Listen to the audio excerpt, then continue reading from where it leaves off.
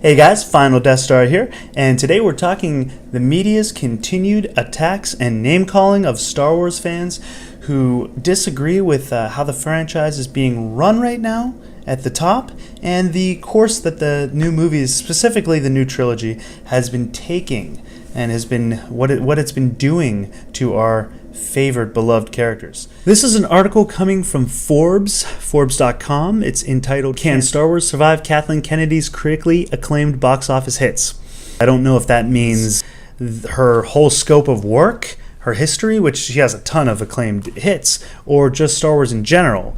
Because, acclaimed hits, if you jump onto Rotten Tomatoes, the score for Solo, the audience score, is 65%, which is not great, but it's not terrible considering The Last Jedi's audience score is 46%. 46% of people who went to see the movie and rated it on Rotten Tomatoes liked it. That's incredibly low for a Star Wars movie. To give you a little comparison here, the Phantom Menace audience approval rating or score on Rotten Tomatoes is 59%. So Phantom Menace was slightly less than Solo, but liked well more than Last Jedi. So we'll go on with the article, and I'm not going to mention the writer's name. This is the second time I've read something from him, kind of attacking fans, but the article will be linked down below, so you can check it out for yourselves. So it says, after 19 days of global release, Solo: A Star Wars Story has earned a whopping $312 million in worldwide grosses.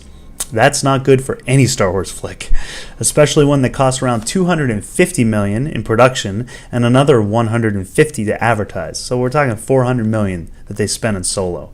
Now, again, $250 million is because they had to bring in Ron Howard to reshoot 80% of the movie, so that's going to take a huge chunk of cash.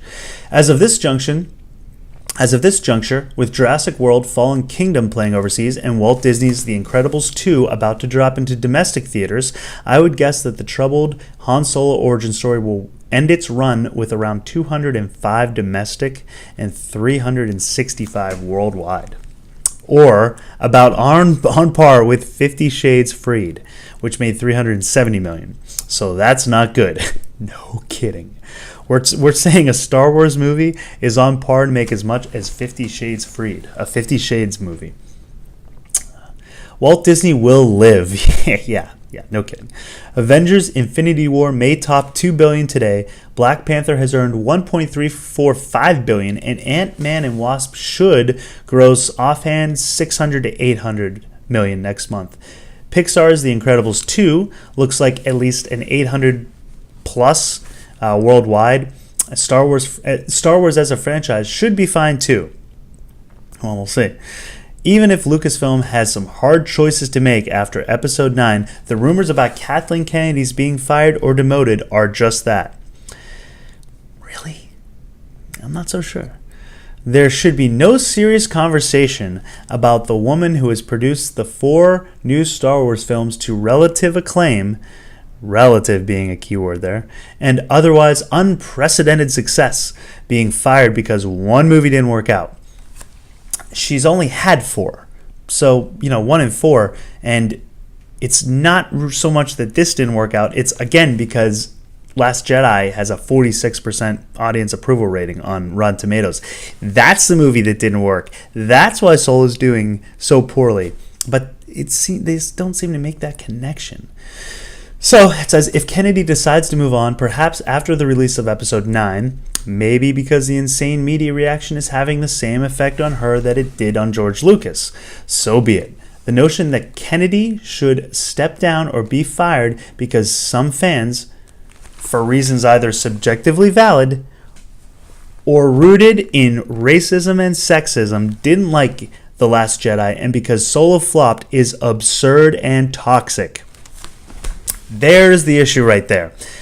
So you're saying racism and sexism is why we didn't like it. Sex has nothing to do with this. It's because I don't agree with the way that the franchise is being run, the way it's being headed, the politics that are being thrown into Star Wars, the choices of director that, or specifically Rian Johnson, that took a trilogy that's supposed to have a flow and it's supposed to have an arc. All three movies are supposed to flow and have an arc. It's supposed to feel like one long, lengthy story. He's jumbled it up. He's cut it. He's thrown away all the setups of Force Awakens.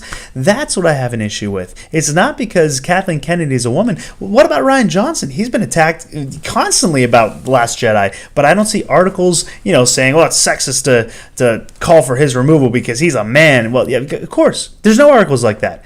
But because Kathleen Kennedy's a woman, it's because she's a woman. It's because it's sexist that we want her to step down. It's not because we don't agree with the direction she's taking it. No. It's because she's a woman, and we're sexist for wanting that. It's absurd. That's crazy. That's absurd and toxic, as he says. To say that that's the reason, it's just, it's crazy. It's insane that this is on Forbes.com. Even with the behind-the-scenes director squabbles, the sausage created by the producer of E.T., Jurassic Park, Twister, and The Sixth Sense has mostly come out smelling great. Something stinks in the kitchen. Yes, Solo, A Star Wars Story was an under $400 million bomb. But putting aside the ironic first new Star Wars movie starring a white guy flops thing, the franchise is still flying high. So now you're saying because it's a white guy that starred in the movie, it flopped. Yeah, I don't know. Is it racism, sexism? Because honestly, that sounds kind of sexist. You're blaming a white guy being the star of the movie as the reason it flopped? I don't even know if you know why you're blaming this movie for flopping. You seem to be throwing all kind of reasons out here. But that's the thing. They say that because we want Kathleen Kennedy to step down, that's sexist. But yet, then they say, well, isn't it ironic that the first Star Wars movie that flopped starred a white guy? That's sexist. You say Kathleen Kennedy is ruining Star Wars, but her first 4 Star Wars movies she produced for Disney earned mostly positive reviews. Straight A cinema score grades, and that combined $4.775 billion worldwide on a combined production and marketing cost of around $1.6. Again, it's all you mention is critic scores, and I don't really trust the critics. I go by audience scores, and I just, Rotten Tomatoes is 46% liked, and Last Jedi on IMDb is a 7.3, which is also not great. So, yeah.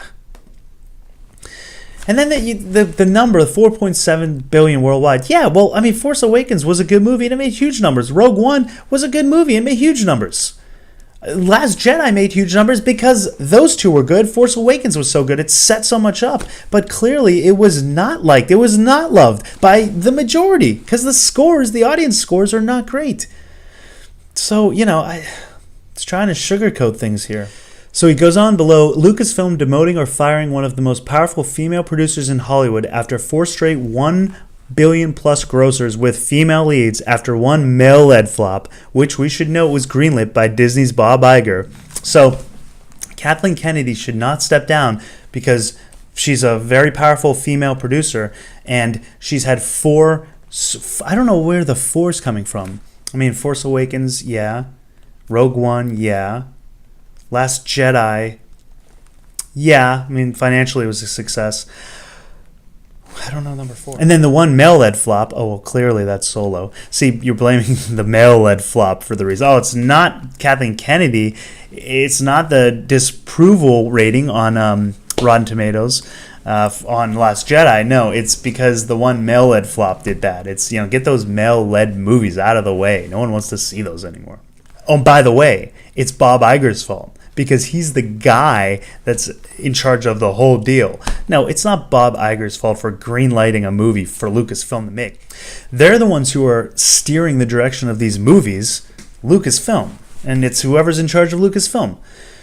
And it doesn't matter if this were Dave Filoni, if we lived in like Bizarro land and Dave Filoni was in charge of Lucasfilm and he was doing the same thing to these movies that Kathleen Kennedy is doing, we'd be calling for his removal and for him to step down. Because it's the quality of the movies, it's the direction, it's the politics that are thrown into them that we don't want, we don't need. That's the issue. It's the character development that's just lacking for a lot of these characters. It's not because Rey's a woman that we don't like The Last Jedi. I've been saying I think Ahsoka is one of probably my favorite Star Wars character right now.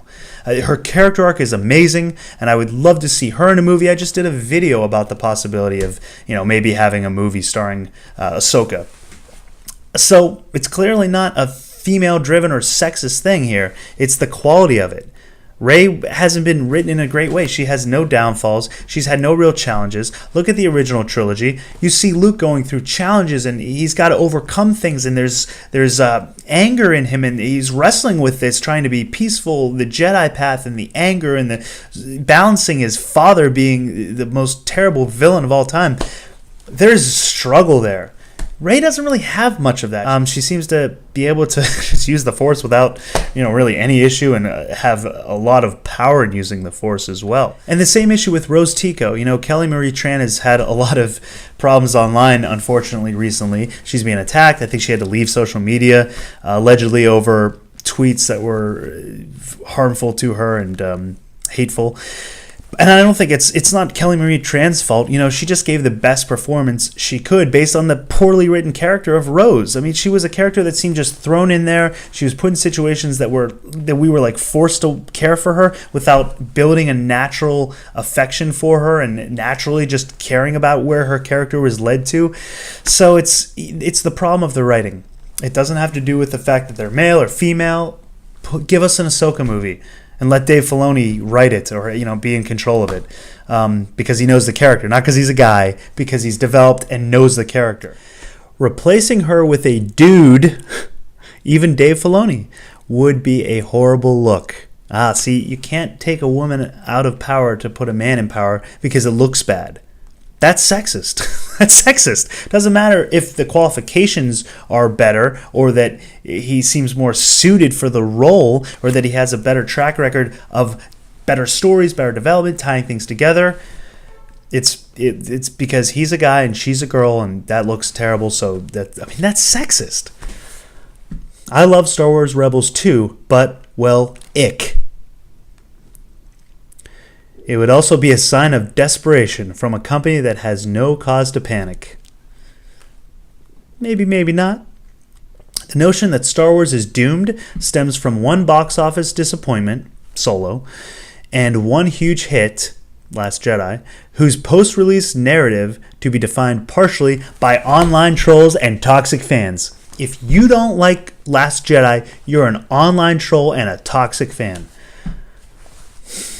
I mean, I guess that's what I am then. I'm a online troll and a toxic fan, even though I love Star Wars. This doesn't mean every creative decision has been the subjectively correct one. I panned The Force Awakens and preferred the first 2 acts of Rogue One to the let's put on a Star Wars finale. Okay, I don't know. I mean, I think Rogue One, I think the majority of fans, that Star Wars finale with Vader pretty much made that movie. I mean, I liked Rogue One, but that scene was, give me more Star Wars finales like that. Solo was doomed from conception. I do agree with that. I don't think they ever should have made Solo. It was a movie that wasn't needed. Oh, and it would be nice to see some women and minorities directing the next Star Wars movie. Again, I mean, sure, I have no problem with anyone directing it. Just give us quality. I don't care who directs it. But to make a point of it, just give us the best qualified people for the job, which is why I think Dave Filoni should be in charge of Lucasfilm.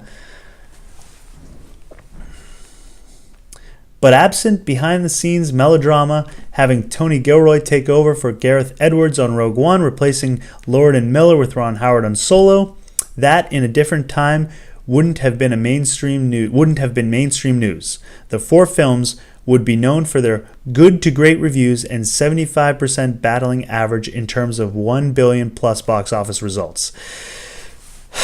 That's a problem. Like, you're justifying why she shouldn't be replaced or she shouldn't step down, but then you're saying, hey, look, there's been a director who had to come and help take over for Rogue One. There was a replacement of Lord and Miller. There was another replacement for the episode 9 coming up with JJ stepping back in.